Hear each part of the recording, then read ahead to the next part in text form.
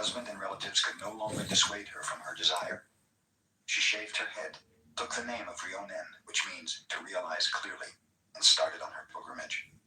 She came to the city of Edo and asked Tetsugyu to accept her as a disciple. At one glance, the master rejected her because she was too beautiful. Ryonen then went on to another master, Hakuo. Hakuo refused her for the same reason, saying that her beauty would only make trouble. Ryonen obtained a hot iron and placed it against her face. In a few moments, her beauty had vanished forever. Hakuo then accepted her as a disciple. Commemorating this occasion, Ryonen wrote a poem on the back of a little mirror. In the service of my empress, I burned incense to perfume my exquisite clothes. Now, as a homeless mendicant, I burn my face to enter a Zen temple. When Ryonen was about to pass from this world, she wrote another poem. 66 times, these eyes beheld the changing scene of autumn. I have said enough about moonlight. Ask no more. Only listen to the voice of pines and cedars when no wind stirs.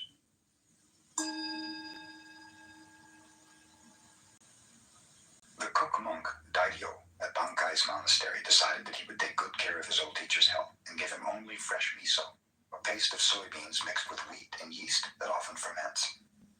Bankei, noticing that he was being served better miso than his pupils, asked, "Who's the cook today?" Dairyo was sent before him.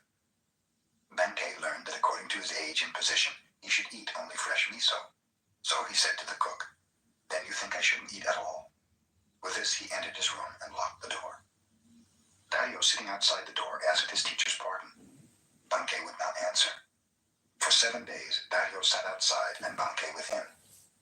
Finally, in desperation Chris, you know what's crazy is I've been doing this for 4 or 5 years now, and I've gone through so many accounts, but like none of these accounts seem to have been getting deleted. But to think that I have gotten so many accounts deleted doing what I'm doing is unbelievable. It may mean that my antagonizers have surrendered because it's futile to try to mass report stuff or take down YouTube accounts, but it's just remarkable how how many accounts I've had to go through to do all this. Herent called loudly to Bankei, "You may be all right, old teacher, but this young disciple here has to eat. He cannot go without food forever." At that, Bankei opened the door. He was smiling. He told Dario, "I insist on eating the same food as the least of my followers. When you become the teacher, I do not want you to forget this."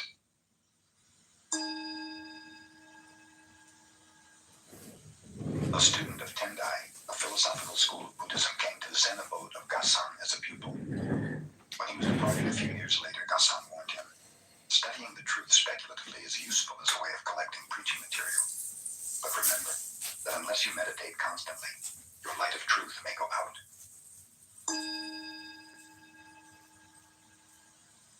While Seisetsu was the master of Engaku in Kamakura, he required larger quarters since those in which he was teaching were overcrowded. Umezu Seibi, a merchant of Edo, decided to donate 500 pieces of gold called ryo toward the construction of a more commodious school. This money he brought to the teacher. Seisetsu said, "All right, I will take it."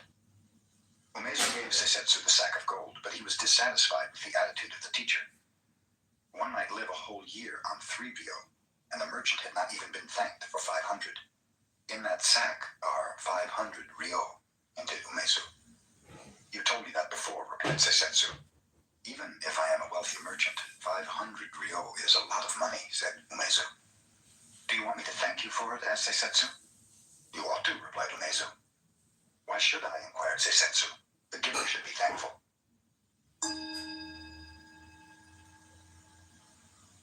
Taiko, a warrior who lived in Japan before the Tokugawa era, studied Chan no Yu, tea etiquette, with Sen no Rikyu, a teacher of that aesthetical expression of calmness and contentment.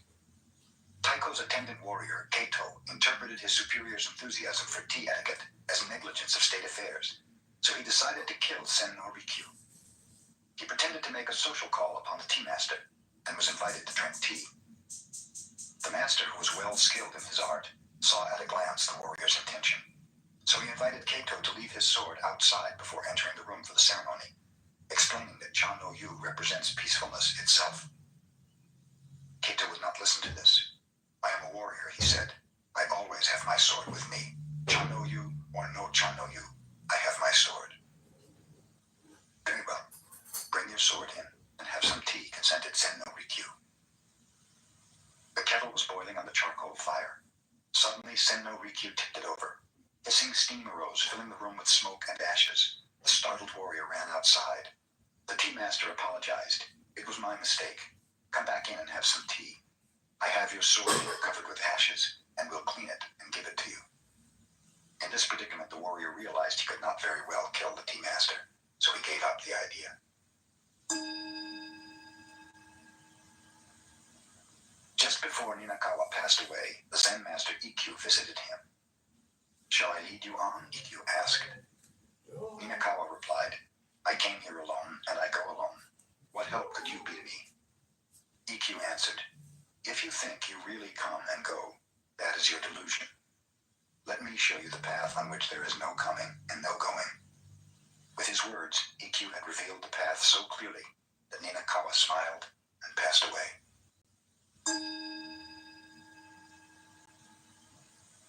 A soldier named Nobushiki came to Hakuin and asked, is there really a paradise and a hell? Who are you? Inquired Hakuin. I am a samurai, the warrior replied. You, a soldier? Exclaimed Hakuin. What kind of ruler would have you as his guard? Your face looks like that of a beggar. Nobushiki became so angry that he began to draw his sword, but Hakuin continued. So you have a sword. Your weapon is probably much too dull to cut off my head. As Nobushiki drew his sword, Hakuin remarked, here open the gates of hell. At these words, the samurai, perceiving the master's discipline, sheathed his sword and bowed. Here open the gates of paradise, said Hakuin. A merchant bearing 50 rolls of cotton goods on his shoulders stopped to rest from the heat of the day beneath a shelter where a large stone Buddha was standing. There he fell asleep, and when he awoke, his goods had disappeared. He immediately reported the matter to the police. A judge named Ooka opened court to investigate. That stone Buddha must have stolen the goods, concluded the judge. He is supposed to care for the welfare of the people, but he has failed to perform his holy duty. Arrest him. The police arrested the stone Buddha and carried it into court. A noisy crowd followed the statue, curious to learn what kind of sentence the judge was about to impose. When Ooka appeared on the bench, he rebuked the boisterous audience.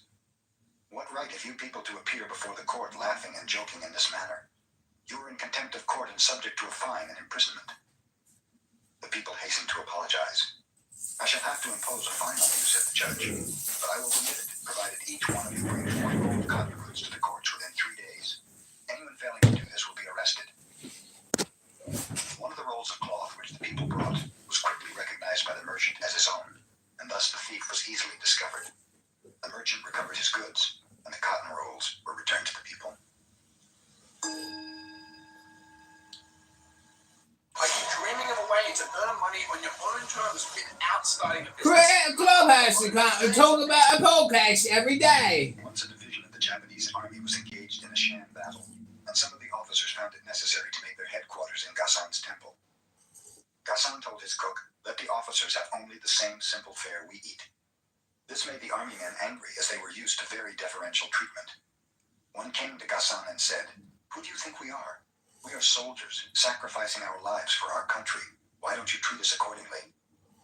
Gasan answered sternly, who do you think we are? We are soldiers of humanity, aiming to save all sentient beings.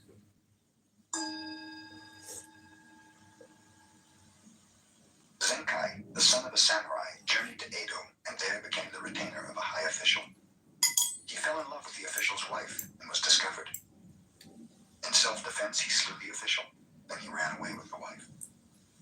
Both of them later became thieves, but the woman was so greedy that Zenkai grew disgusted. Finally leaving her, he journeyed far away to the province of Buzen, where he became a wandering mendicant. To atone for his past, Zenkai resolved to accomplish some good deed in his lifetime.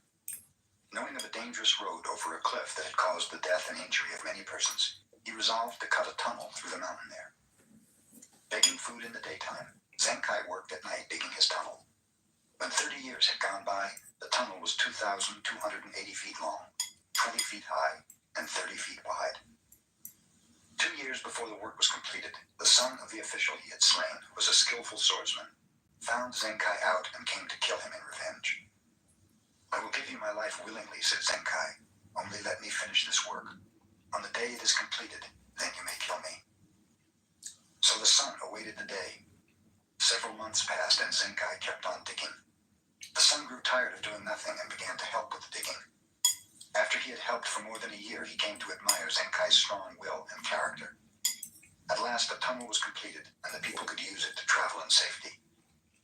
Now cut off my head, said Zenkai. My work is done. How can I cut off my own teacher's head? Asked the younger man, with tears in his eyes.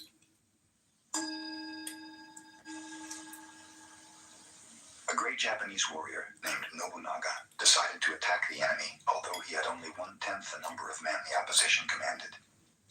He knew that he would win, but his soldiers were in doubt. On the way, he stopped at a Shinto shrine and told his men, after I visit the shrine, I will toss a coin. If heads comes, we will win. If tails, we will lose. Destiny holds us in her hand. Nobunaga entered the shrine and offered a silent prayer. He came forth and tossed a coin. Heads appeared. His soldiers were so eager to fight that they won their battle easily. No one can change the hand of destiny, his attendant told him after the battle. Indeed not, said Nobunaga, showing a coin which had been doubled, with heads facing either way.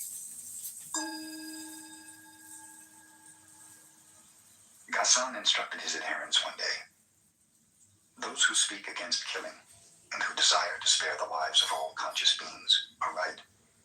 It is good to protect even animals and insects. But what about those persons who kill time? What about those who are destroying wealth and those who destroy political economy? We should not overlook them. Furthermore, what of the one who preaches without enlightenment? He is killing Buddhism.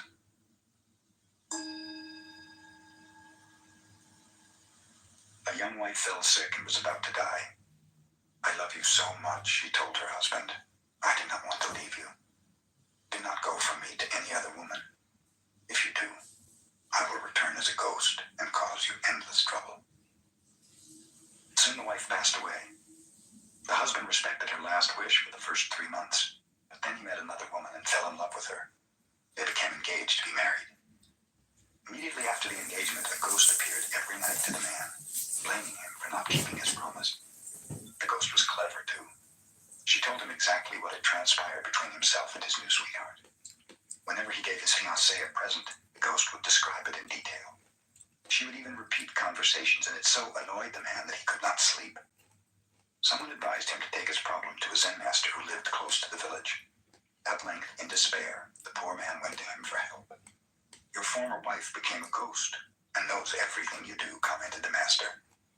Whatever you do or say, whatever you give your beloved, she knows. She must be a very wise ghost. Really, you should admire such a ghost. The next time she appears, bargain with her. Tell her that she knows so much you can hide nothing from her, and that if she will answer you one question, you promise to break your engagement and remain single. What is the question I must ask her? Inquired the man. The master replied, take a large handful of soybeans and ask her exactly how many beans you hold in your hand. If she cannot tell you, you will know she is only a figment of your imagination and will trouble you no longer. The next night, when the ghost appeared, the man flattered her and told her that she knew everything. Indeed, replied the ghost, and I know you went to see that Zen master today. And since you know so much, demanded the man, tell me how many beans I hold in this hand. There was no longer any ghost to answer the question.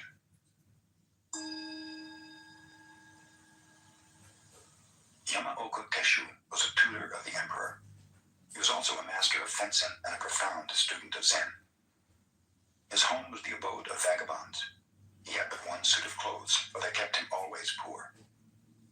The emperor, observing how worn his garments were, gave Yamaoka some money to buy new ones.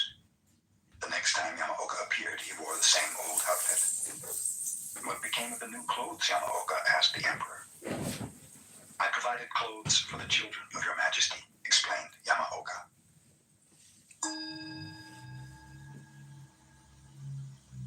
In modern times, a great deal of nonsense is talked about masters and disciples, and about the inheritance of a master's teaching by favorite pupils, entitling them to pass the truth on to their adherents. Of course, Zen should be imparted in this way from heart to heart. And in the past, it was really accomplished. Silence and humility reigned rather than profession and assertion. The one who received such a teaching kept the matter hidden even after 20 years. Not until another discovered through his own need that a real master was at hand was it learned that the teaching had been imparted. And even then, the occasion arose quite naturally, and the teaching made its way in its own right. Under no circumstance did the teacher even claim, "I am the successor of so-and-so." Such a claim would prove quite the contrary. The Zen master, Munan, had only one successor. His name was Shoju. After Shoju had completed his study of Zen, Munan called him into his room. "I'm getting old," he said. "And as far as I know, Shoju, you are the only one who will carry on this teaching. Here's a book. It has been passed down from master to master for 7 generations. I also have added many points according to my understanding. The book is very valuable, and I'm giving it to you to represent your successorship." "If the book is such an important thing, you'd better keep it," Shoju replied. "I received your Zen without writing, and I'm satisfied with it as it is." "I know that," said Munan. "Even so, this work has been carried from master to master for 7 generations, so you may keep it as a symbol of having received the teaching. Here." The two happened to be talking before a brazier.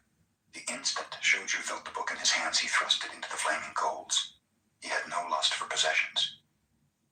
Munan, who never had been angry before, yelled, "What are you doing?"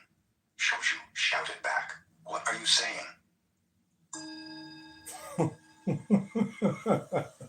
After Kakuwa visited the emperor, he disappeared and no one knew what See, became of him. Chris, He was the first Japanese. Clown House is technically a Zen game. It's a word game, but I'm really trying to fuck with people on this app, as you can see, because Hey, John, I have to say, like, that last short story from, like, the Zen, audiobook, oh my goodness, really good. Really, Yeah. really good.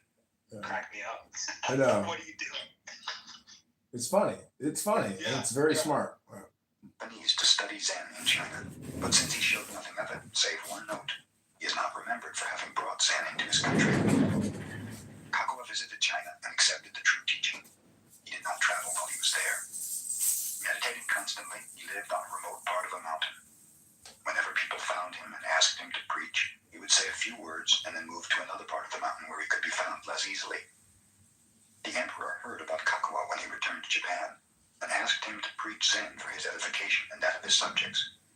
Kakuwa stood before the emperor in silence. He then produced a flute from the folds of his robe and blew one short note. Bowing politely, he disappeared.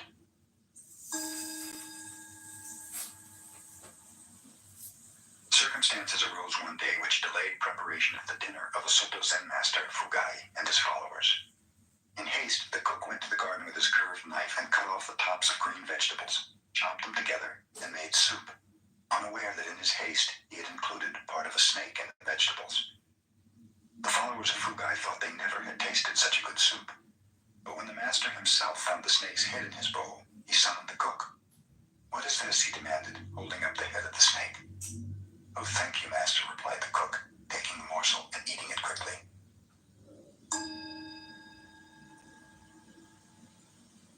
Sozan, a Chinese Zen master, was asked by a student, "What is the most valuable thing in the world?" The master replied, "The head of a dead cat." "Why is the head of a dead cat the most valuable thing in the world?" inquired the student. Sozan replied, "Because no one can name its price."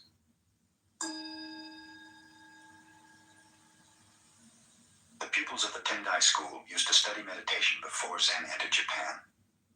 4 of them, who were intimate friends, promised one another to observe 7 days of silence. On the first day, all were silent. Their meditation had begun auspiciously. But when night came and the oil lamps were growing dim, one of the pupils could not help exclaiming to a servant, "Fix those lamps." The second pupil was surprised to hear the first one talk. "We're not supposed to say a word," he remarked. "You two are stupid. Why did you talk?" asked the third. "I am the only one who has not talked," concluded the fourth pupil.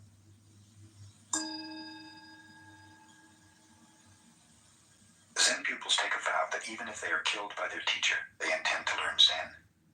Usually they cut a finger and seal their resolution with blood. In time, the vow has become a mere formality, and for this reason, a pupil who died by the hand of Aikido was made to appear a martyr. Aikido had become a severe teacher. His pupils feared him. One of them on duty striking the gong to tell the time of day missed his beats when his eye was attracted by a beautiful girl passing the temple gate. At that moment, Aikido, who was directly behind him, hit him with a stick, and the shock happened to kill him. The pupil's guardian, hearing of the accident, went directly to Aikido. Knowing that he was not to blame, he praised the master for his severe teaching. Aikido's attitude was just the same as if the pupil were still alive. After this took place, he was able to produce under his guidance more than 10 enlightened successors, a very unusual number.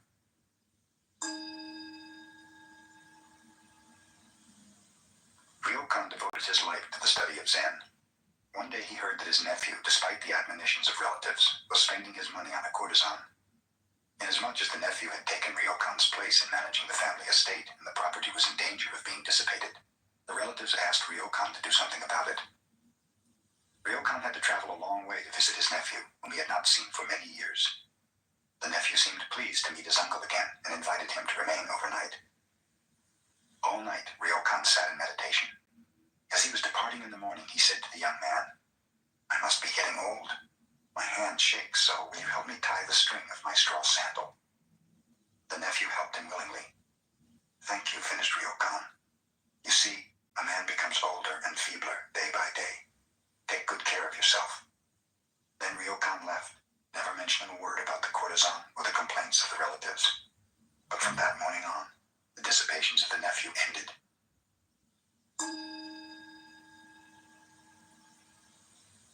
A Zen student came to Bankei and complained, "Master, I have an ungovernable temper. How can I cure it?"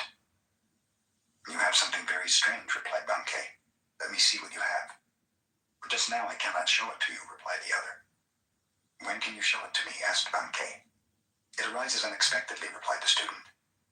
Then concluded Bankei, "It must not be your own true nature. If it were, you could show it to me at any time. When you were born, you did not have it, and your parents did not give it to you. Think that over."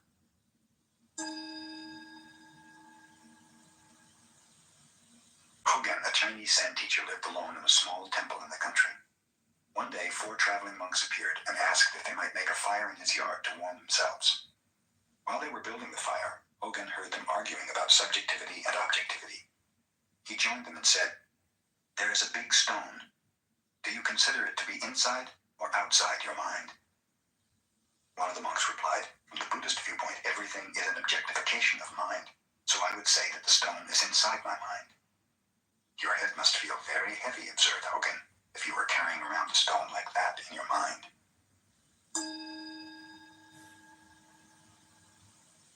A rich man asked Sengai to write something for the continued prosperity of his family so that it might be treasured from generation to generation. Sengai obtained a large sheet of paper and wrote, "Father dies, son dies, grandson dies." The rich man became angry. "I asked you to write something for the happiness of my family. Why do you make such a joke as this?" "No joke is intended," explained Sengai. "If before you yourself die, your son should die, this would grieve you greatly. If your grandson should pass away before your son, both of you would be broken-hearted. If your family, generation after generation, passes away in the order I have named, it will be the natural course of life. I call this real prosperity."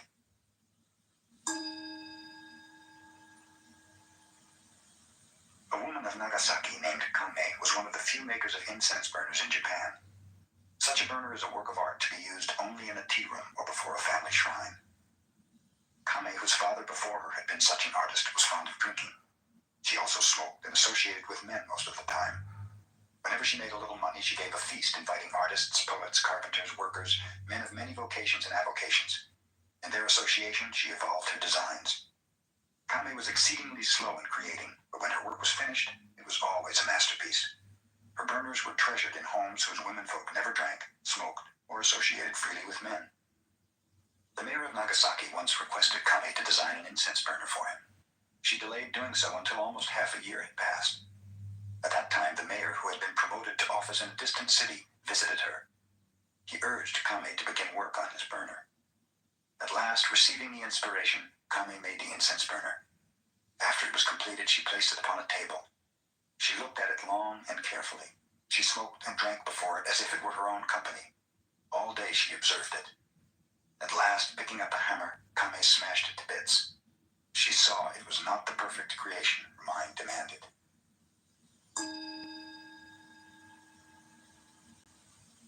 When Bankei was preaching at Ryomon Temple, a Shinshu priest who believed in salvation through the repetition of the name of the Buddha of Love was jealous of his large audience and wanted to debate with him.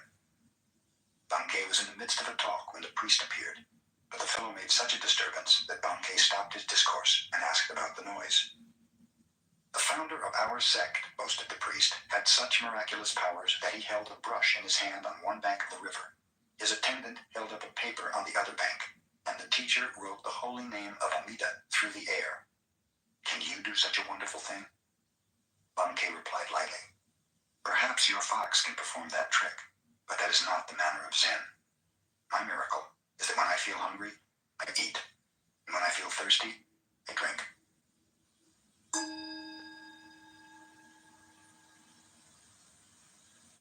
The following chaos could have been avoided by using TurboTax. It's tax season and I'm late to my tax appointment. The babysitter canceled last minute and I gotta take the little one with me. Hello, yes. I'll be in your office in like 15 minutes. Our appointment was at 10 a.m. I know, I'm running a little bit late. Jay, it's 4 p.m.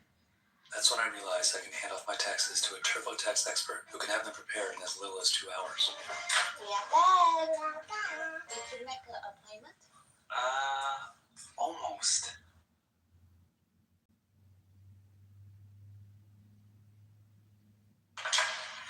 Want to turn hair loss into hair gains? With Hims, discover a range of prescription treatments in a variety of convenient forms, like the quick-drying 4-in-1 spray. Products are formulated with doctor-trusted ingredients like finasteride and minoxidil, so you can stop hair loss and regrow hair in just 3 to 6 months for more confident hair days. Regain thicker, fuller hair now. Get started today at hims.com.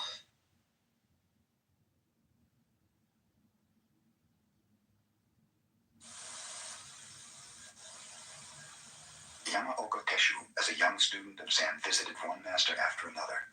He called upon Dokuon of Shokoku. Desiring to show his attainment, he said, "The mind, Buddha, and sentient beings, after all, do not exist.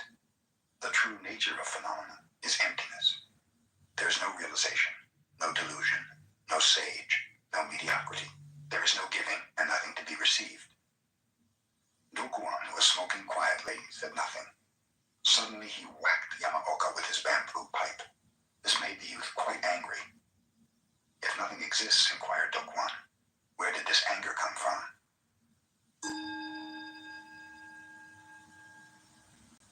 Hyakujo, the Chinese Zen master, used to labor with his pupils even at the age of 80, trimming the gardens, cleaning the grounds, and pruning the trees.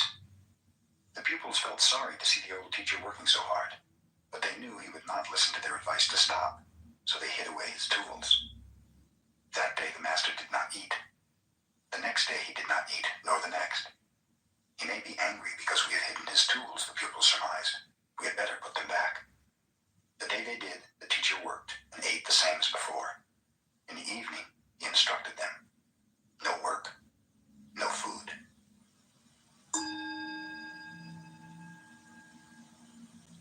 EQ, the Zen master, was very clever even as a boy. His teacher had a precious teacup, a rare antique. EQ happened to break this cup and was greatly perplexed. Hearing the footsteps of his teacher, he held the pieces of the cup behind him. When the master appeared, EQ asked, "Why do people have to die?" "This is natural," explained the older man. "Everything has to die and has just so long to live." EQ, producing the shattered cup, added, "It was time for your cup to die."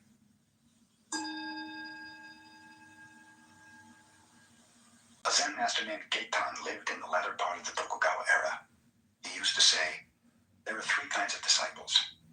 Those who impart Zen to others, those who maintain the temples and shrines, and then there are the rice bags and the clothes hangers." Gasan expressed the same idea. When he was studying under Tekesui, his teacher was very severe. Sometimes he even beat him. Other pupils would not stand this kind of teaching and quit.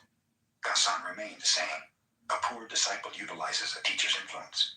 A fair disciple admires a teacher's kindness. A good disciple grows strong under a teacher's discipline.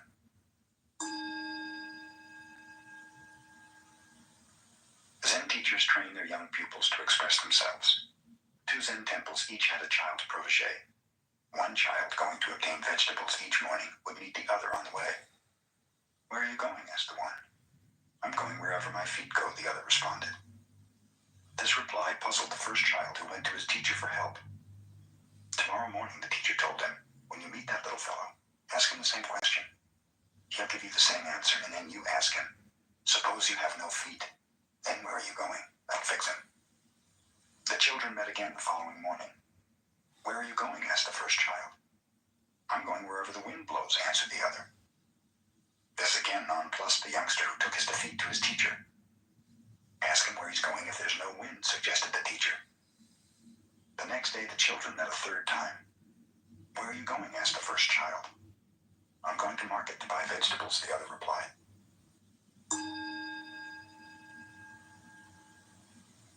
Tangen had studied with Sengai since childhood.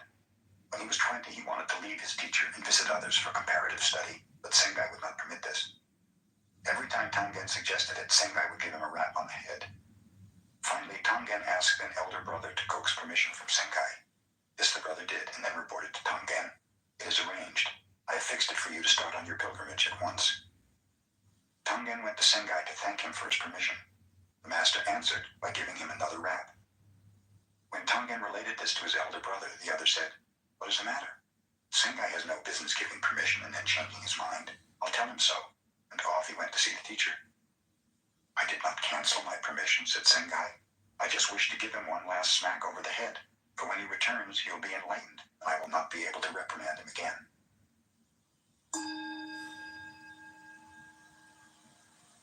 Matajuro Yagyo was the son of a famous swordsman. His father, believing that his son's work was too mediocre to anticipate mastership, disowned him. So Matajuro went to Mount Futara, and there found the famous swordsman Banzo. But Banzo confirmed the father's judgment. "You wish to learn swordsmanship under my guidance?" asked Banzo. "You cannot fulfill the requirements." "But if I work hard, how many years will it take me to become a master?" persisted the youth. "The rest of your life," replied Banzo. "I cannot wait that long," explained Matajuro. "I'm willing to pass through any hardship if only you will teach me. If I become your devoted servant, how long might it be?" "Oh, maybe 10 years, Banzo relented. "My father's getting old, and soon I must take care of him," continued Matajuro. "If I work far more intensely, how long would it take me?" "Oh, maybe 30 years, said Banzo. "Why is that?" asked Matajuro. "First you say 10, and now 30 years. I will undergo any hardship to master this art in the shortest time." "Well," said Banzo, "in that case, you'll have to remain with me for 70 years.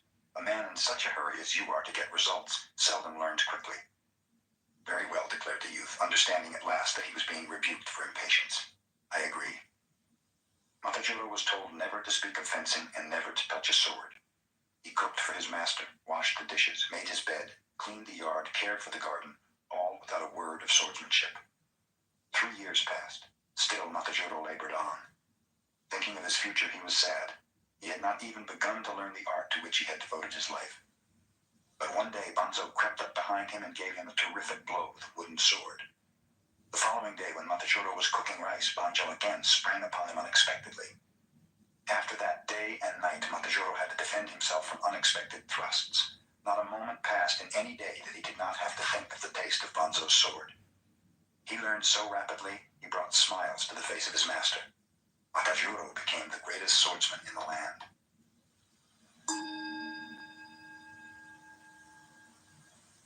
Encho was a famous storyteller. His tales of love stirred the hearts of his listeners. When he narrated a story of war, it was as if the listeners themselves were on the field of battle. One day Encho met Yamaoka Teshu, a layman who had almost embraced masterhood in Zen.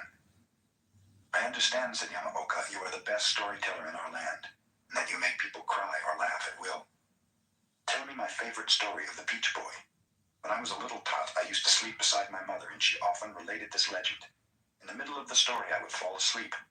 Tell it to me just as my mother did." Encho dared not attempt to do this. He requested time to study.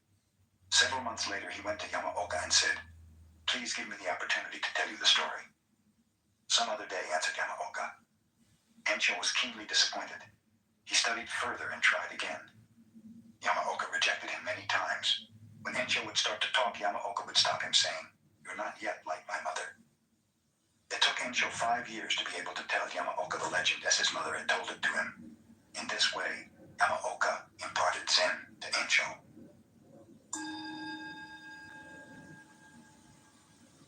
Many pupils were studying meditation under the Zen master Sengai. One of them used to arise at night, climb over the temple wall, and go to town on a pleasure jaunt. Sengai, inspecting the dormitory quarters, found this pupil missing one night and also discovered the high stool he had used to scale the wall. Sengai removed the stool and stood there in its place.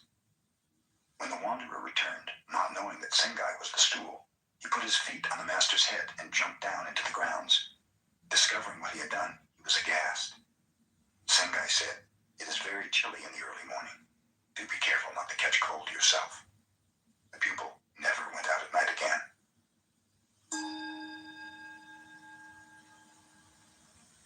Basui wrote the following letter to one of his disciples who was about to die. "The essence of your mind is not born, so it will never die. It is not an existence which is perishable. It is not an emptiness which is a mere void. It has neither color nor form. It enjoys no pleasures and suffers no pain. I know you are very ill. Like a good Zen student, you are facing that sickness squarely. You may not know exactly who is suffering, but question yourself. What is the essence of this mind? Think only of this. You will need no more. Covet nothing. Your end, which is endless, is as a snowflake dissolving in the pure air."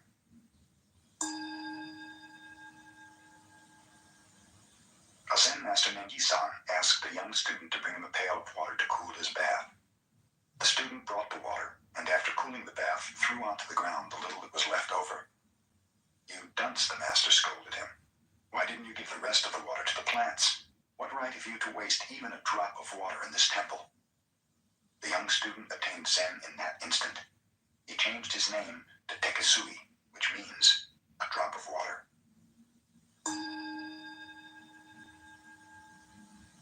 Tosui was the Zen master who left the formalism of temples to live under a bridge with beggars. When he was getting very old, a friend helped him to earn his living without begging. He showed Tosui how to collect rice and manufacture vinegar from it, and Tosui did this until he passed away. While Tosui was making vinegar, one of the beggars gave him a picture of the Buddha.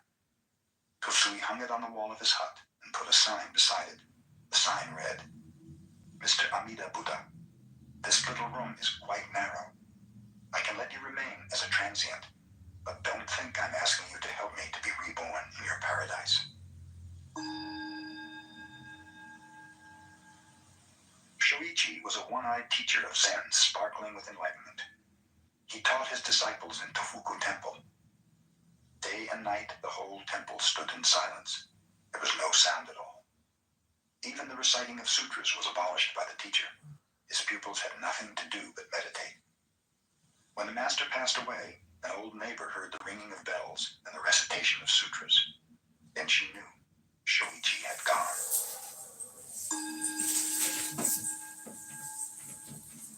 Buddha said, "I consider the positions of kings and rulers as that of dust motes.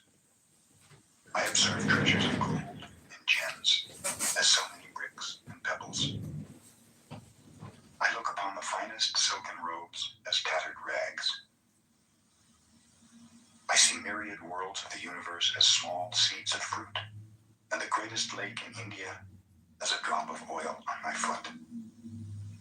I perceive the teachings of the world to be the illusion of magicians. I discern the highest conception of emancipation as a golden brocade in a dream, and view the holy path of the illuminated ones as flowers appearing in one's eyes.